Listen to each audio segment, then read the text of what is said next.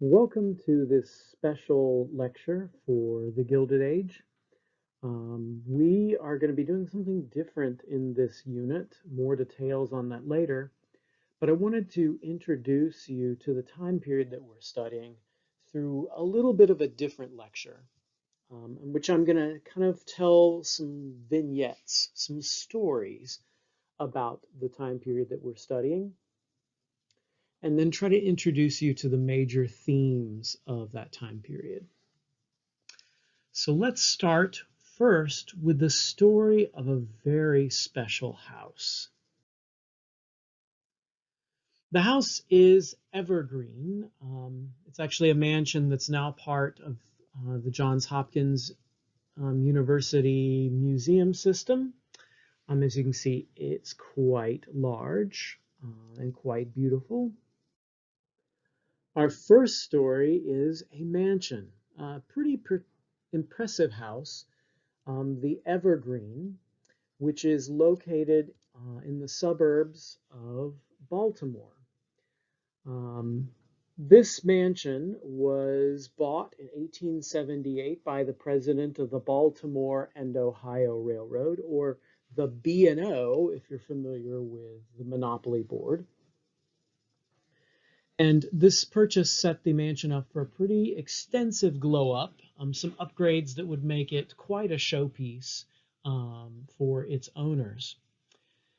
Just the year before the purchase, the United States went through its first nationwide strike, a strike that took place across the eastern half of the United States, precipitated when the Baltimore and Ohio Railroad Company cut wages for its workers for a third time.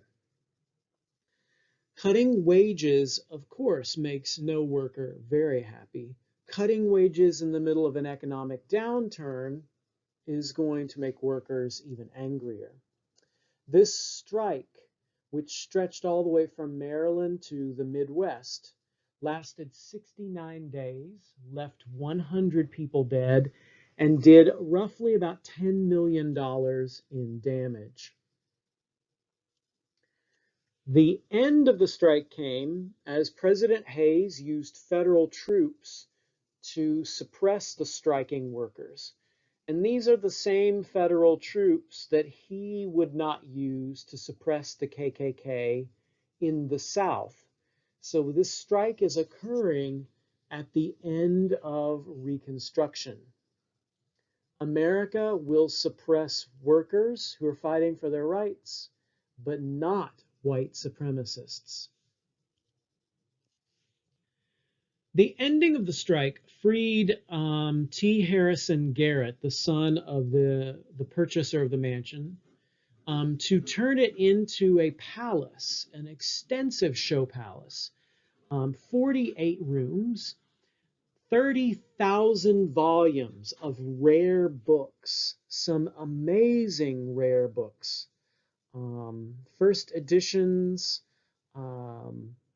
amazing pieces once owned by Alexander Hamilton.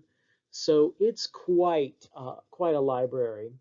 There's a theater, a billiard room, bowling alley, and expensive art that would include such famous European artists as Degas.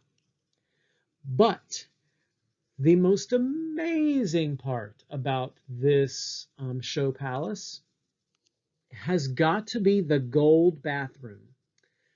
That's right, it's a bathroom where the tub has been covered in gold leaf, and there is a gilded toilet seat, a throne of gold. At the death of the president of the Baltimore and Ohio Railroad, he had a net worth of $403 million in 2019 money. The mansion still stands today and is owned by Johns Hopkins University as part of their museum system. So if you ever get a chance to go tour, check it out.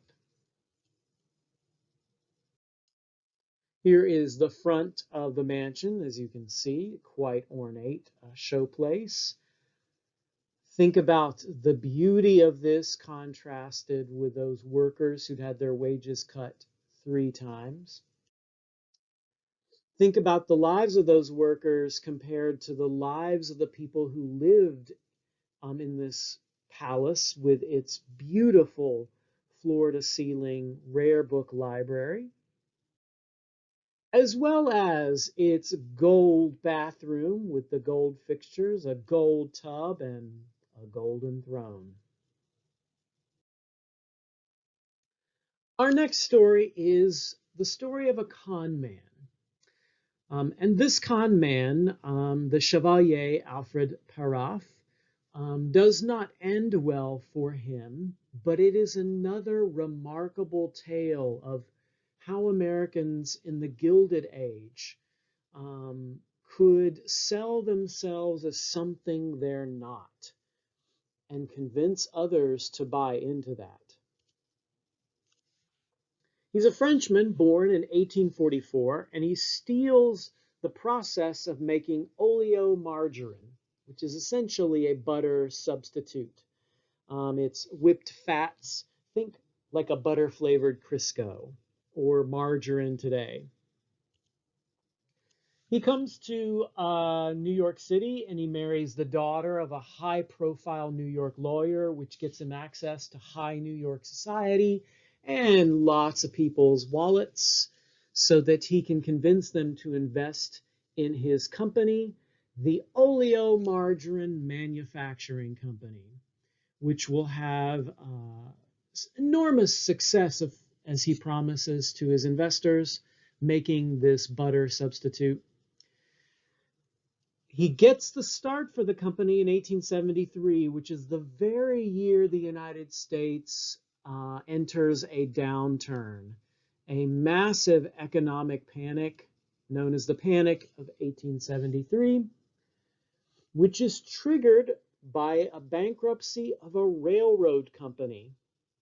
The railroad company is headed by Jay Cooke, an Ohio native from the Sandusky area, who helped to finance the Civil War and becomes one of America's leading finance bankers, but goes too far and triggers a massive economic recession.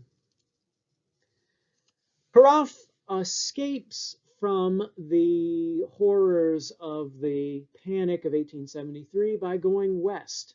He heads to California, the land of golden opportunity, thanks to the gold rush. And he's able to get there in record time thanks to the Transcontinental Railroad, which opened in 1869, but was put on the map thanks to legislation passed during the Civil War, as you might remember from an earlier lecture. There, Paraf continued his con man ways and is eventually arrested for swindling his investors. He escapes and flees to South America, where he once again gets in trouble and is arrested and put into prison, where he dies after a few years of serving out his sentence for being a con man.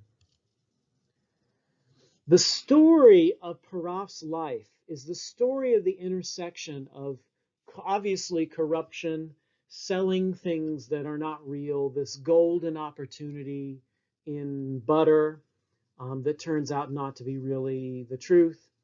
But it's also the story of technology changing the face of food production and the fear of many Americans that what you saw in the Gilded Age was not real, it was not trustworthy.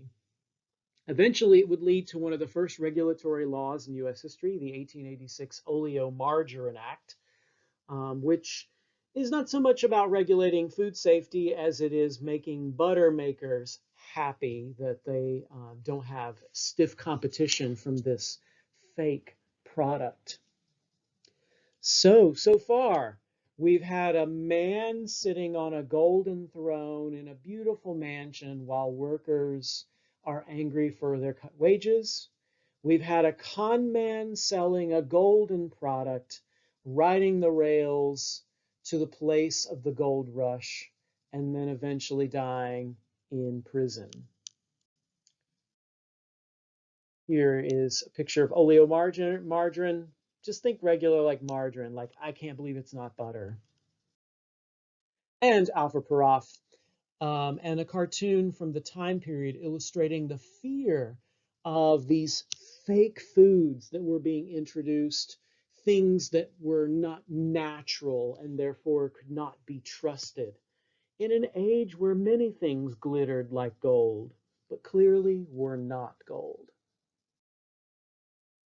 Our last story is a man named Henry George. George was born in Philly in 1839. He runs from home about the age of 14, sails the seas, and makes his way to California at age 19, where he thinks he will become a gold prospector. It doesn't work out. He struggles to make a living for himself. He's got a family, eventually a family of four.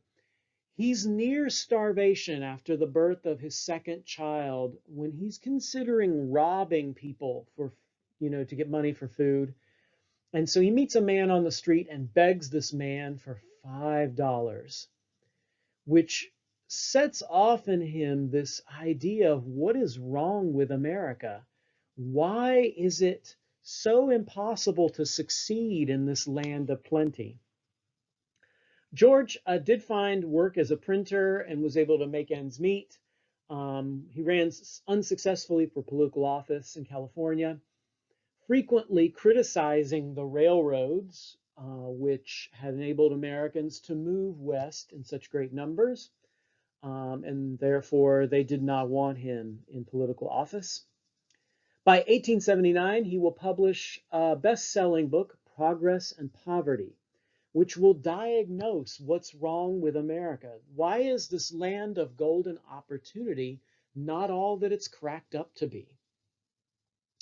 It will sell 3 million copies and will lay the blame for America's failures at the feet of monopolists. They have taken the land, they have monopolized the resources, and that's why poverty exists. He moves to New York City and actually decides to run for mayor of New York. He earns 86,000 votes as the leader of a third party, a Labor Party.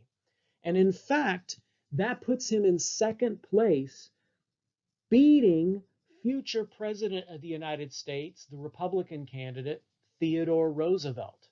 It's a stunning turnout for a third party for a man who has essentially come from nothing. When he died of a stroke in 1898, newspapers reported that his funeral was larger than any other in New York history to that point, even to New Yorkers who'd come out for the funeral of Lincoln. His ideas lived on after him, and a feminist named Lizzie Magie in 1904 took his ideas and created what she would call the landlord's game to teach principles of Georgism. The landlord's game is actually the precursor to the game of Monopoly. That is Henry George, and a cartoon mocking George, saying his ideas of progress and poverty would lead to the hobos and tramps of America just barging into people's homes and helping themselves to dinner. Here is the economic result of George's ideas, the landlord's game, the precursor to Monopoly. You can see here all the references that we recognize today, but with some differences. This is its inventor, a remarkable thinker in her own right, a feminist, an outspoken critic of the way of America at the time that had resulted in massive poverty for many and great riches for very few. These have-nots that Americans saw on the streets every day these faceless poor whose stories um, form an aggregate portrait of what life is like in a Gilded Age, are people living on less than $1,200 a year. 11 million of the nation's 12 million families earned less than $1,200 per year. And in fact, the average annual income was $380 a year in 1890. These folks are barely making ends meet. And they are not living to ripe old ages either. For someone who is about 10 years old, you can expect to make it to about age 48 in a pollution-filled, poverty-stricken world where the average work week could go from 60 to 100 hours per week, depending on what field you were in and what you were doing. Long, hard days of labor in dangerous cities where the urban murder rate will jump 300% as immigrants and laborers swell the ranks of the urban poor. And many of these working class people would be children. There are about 1.5 million children in 1890 working, aged 10 to 15. Some kids are working even earlier than that. 20% of all children fall into this category. And why are they working? Well, it's not to buy the rich baubles that the wealthy put on their walls and tables and mantels and libraries. 43% of the working poor household budget goes for food in 1890, and 23% would go for shelter. Today's numbers are a far cry from that. We spend a lot more of our money on leisure and luxury items. Our food budgets are about 13% of what we spend, and housing is about 33%. So what's going on in the Gilded Age? America becomes a very powerful industrial nation. By 1920, in fact, America will become the leading industrial nation in the world. That is created through rapid technological change and innovation in the number of patented inventions that come about in this time period: barbed wire, passenger elevators, the refrigerated railroad car, the light bulb, the phonograph. But it's not just Americans' inventiveness that catapults the United States to new heights. It is also the rise of new forms of business activity and monopolists who will ruthlessly crush those who get in their way. It is fueled through transportation innovation, the rise of the transcontinental railroads and the expansion of railroad traffic in general helps knit the nation together, create national markets, and speed industrialization forward. Americans will praise the aggressiveness of this world of monopolies. Making that dollar, chasing that paper is widely accepted as the right thing, the best thing, the American thing to do. As all of this is happening, we'll see that urban areas will grow rapidly, swelled through immigration. Millions of people leaving Europe, Southern Europe, and Eastern Europe, looking for opportunity in America and providing the cheap labor that will make the factories go. Those folks help to overwhelm cities which cannot cope with the rapid expansion, with the rapid increase of people. So cities become absolute cesspools of disease and danger, filled with nasty industrial pollutants, crime, and the vice that will claim many lives. Cities also become places not just where crime takes off dramatically, but corruption. The Gilded Age brings massive amounts of money for the taking, and there are people who have no scruples, who will reach for those riches, whatever it takes to get them, however they have to get wealthy. They will reach for that. So this is an age where corruption increases dramatically. Inequality increases in this time period. Even though industrial production brings new goods, cheap goods to Americans and increases the standard of living for many, it is quite obvious from the have-not position just how much the haves have. And lots of Americans, like Henry George, ask really sharp questions about why inequality is so rampant. Even though the economic pie has gotten bigger,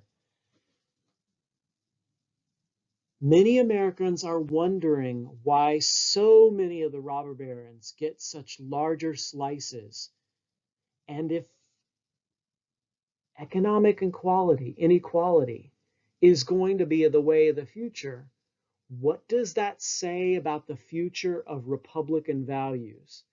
A nation built on a rough sense of equality, a rough sense of anybody can make it, where all men are created equal and endowed by their Creator with life, liberty, and the pursuit of happiness. In the Gilded Age, many will start asking if the pursuit of happiness is open to everyone. These debates over wealth and poverty challenge the national notions of equality and opportunity, and many people start asking, is the United States really a government for and by and of the people? If the rich can buy politicians whenever they want, if they can buy access to wealth and power through their fortunes. And as all of this is happening, the West and the South are being incorporated into this industrial vision of the American future. The South, defeated in the Civil War, reconstructed in the North's image to a certain extent, almost becomes a colony of Northern investors. But there's very little opportunity for African Americans as Jim Crow segregation arrives, sharecropping traps Black Americans in poverty, and violence still keeps Black voices from being heard at the ballot box. The West will be mined and stripped of its resources, timber and minerals, in order to make Americans wealthy, but at the expense of its indigenous peoples, who are increasingly rounded up, herded off to reservations, told they need to assimilate into American values and American economic culture, and then watch as their lands are systematically taken from them. America in the Gilded Age will rapidly transform into a nation that looks very familiar to us today, but it causes lots of Americans to question exactly what is the cost of all of this wealth. Is the shiny gold that we're seeing, the glint of wealth everywhere, really worth what it is costing us? And that is what you will get to explore in this unit, my APUSH scholars, because you are all going to get to participate in the making of your own Gilded Age documentary. Stay tuned for the directions and the instructions that will point you how you may make your own tale of this Gilded Age. See you later.